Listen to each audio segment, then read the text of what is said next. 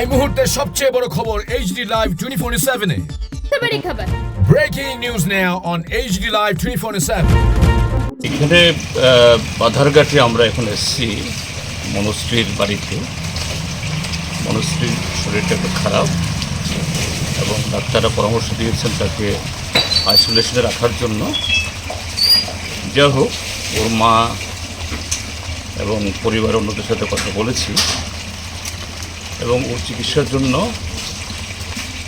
আমাদের তরফ থেকে আমরা ব্যক্তিগতভাবে এবং অন্যভাবে কীভাবে সাহায্য করতে পারি আমরা সে আশ্বাস দিয়ে এসেছি এবং ব্যক্তিগতভাবেও আমরা যতটুকু পারি সেরকমভাবে আমরা সাহায্য করব, কথাগুলো বলে এসেছি।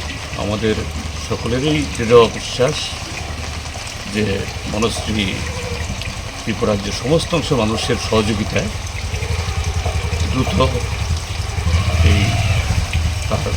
এই রোগমুক্ত হবে এবং সুন্দর জীবন সে পাবে। আমি তো এখানে যখন এই যে কতক্ষণ আছি অসংখ্য মানুষ আমি দেখছি, বিভিন্ন সমাজের বিভিন্ন অংশের মানুষের আগমন দেখছি এবং অনেকেই নানাভাবে তারা সহযোগিতার হাত বাড়িয়ে দিচ্ছেন। এতে আশা করি এই খরচের পরিমাণ যাই হোক, পত্রপত্রিকা উঠেছে, এটা কতটুকু চিকিৎসা পদ্ধতি সেরকমভাবে আমি জানি না, এটা বিশেষজ্ঞ বা সেরকম হসপিটালে গেলে তারাই বলতে পারবেন।